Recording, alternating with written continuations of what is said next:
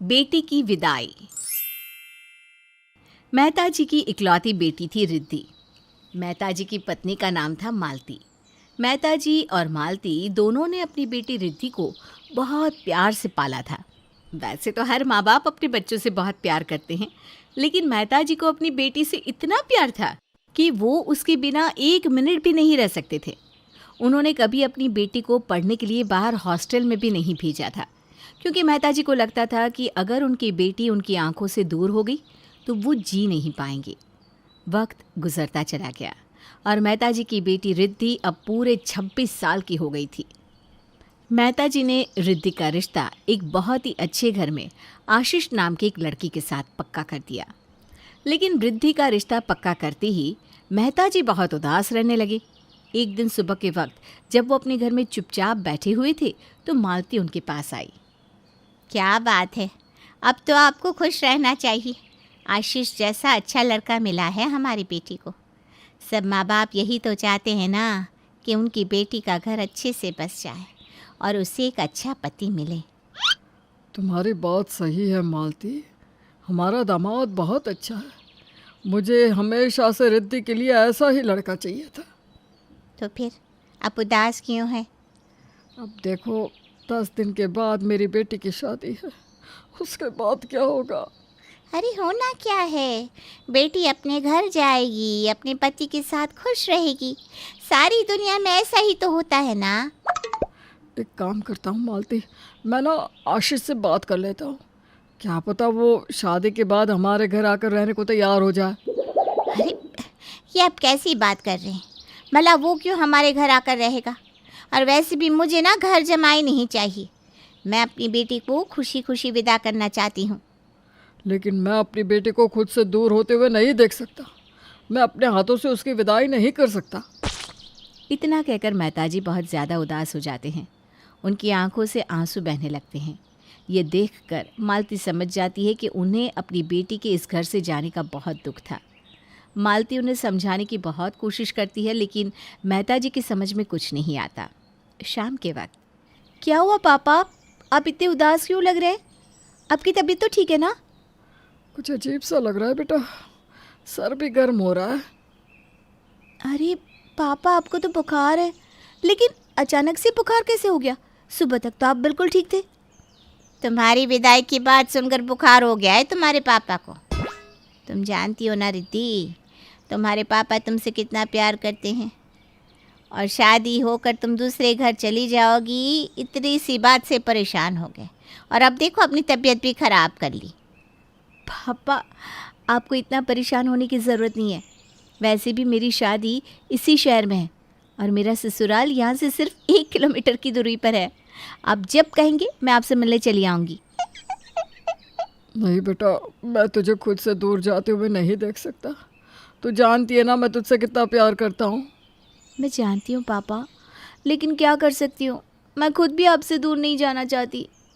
अगर तू भी मुझसे दूर नहीं जाना चाहती ना बेटा, तो तू एक काम कर सकती है, जिसके चलते तू और मैं हमेशा साथ रहेंगे। पापा और बेटी को कभी कोई अलग नहीं कर पाएगा। बताइए ना पापा, ऐसा कैसे हो सकता है? देख, तेरी और आशीष की सगाई हो चुकी है। अब तुम दोनों की आपस में बातचीत तो होती होगी ना। तू आशीष को ये समझाने की कोशिश कर कि तू मेरे बिना नहीं रह सकती और इस घर से विदा भी नहीं होना चाहती। बस आशीष तेरी बात मान जाएगा और वो भी हमारे घर रहने लगेगा।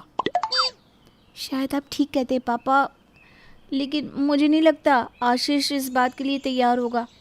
और तो कोशिश तो करके देख बेटा, सब ठीक हो जाएगा।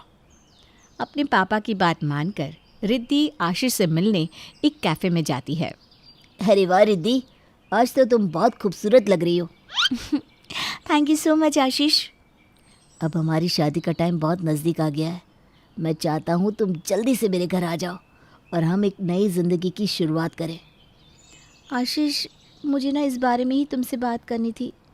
दरअसल बात यह है कि मेरे घर से विदा होने की बात सुनकर मेरे पापा बहुत परेशान हैं। उनकी तबीयत दिन पर दिन ख़राब होती जा रही है। मुझे नहीं लगता कि मैं पापा का घर छोड़कर तुम्हारे साथ तुम्हारे घर में रह पाऊँगी। इसका क्या मतलब है? शादी के बाद सारी लड़कियां अपने ससुराल में या अपने पति के पास ही तो रहती है। तुम्हारी बात सही है आशीष, लेकिन मैं अपने पापा को ऐसे बीमार और परेशान होता नहीं देख सकती। तो तुम क्या चाहती हो?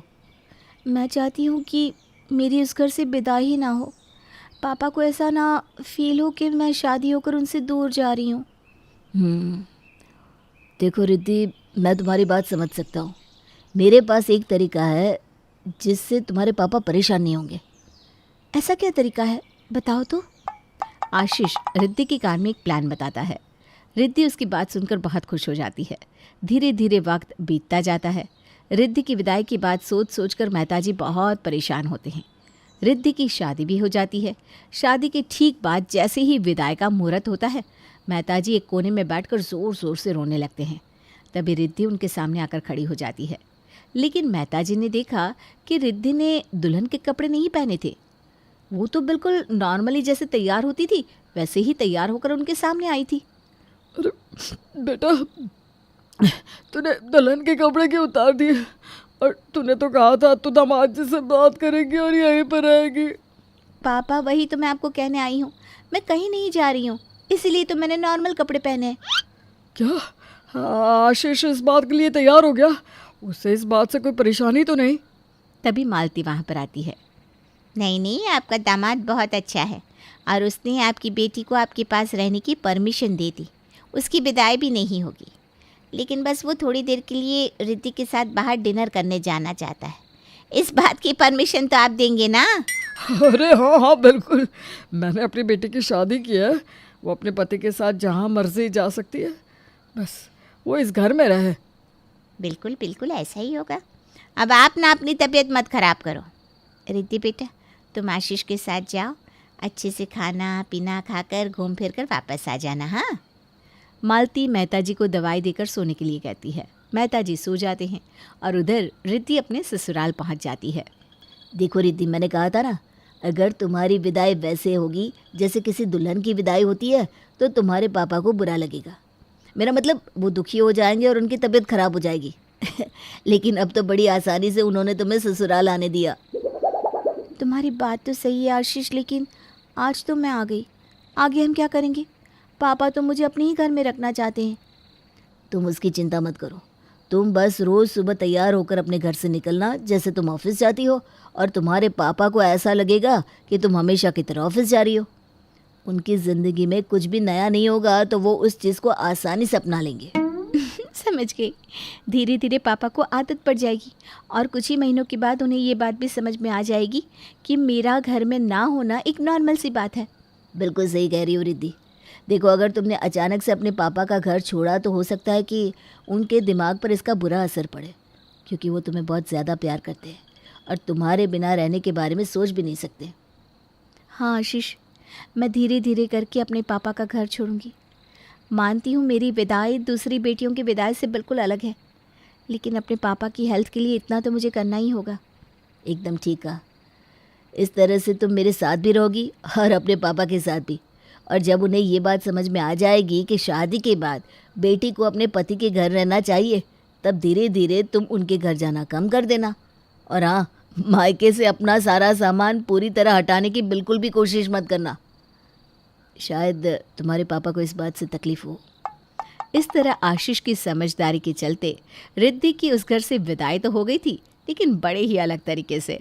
वक्त के साथ मेहताजी ने भी अपनी बेटी की शादी और उसकी विदाई को एक्सेप्ट कर लिया था और वो खुश रहने लगे थे।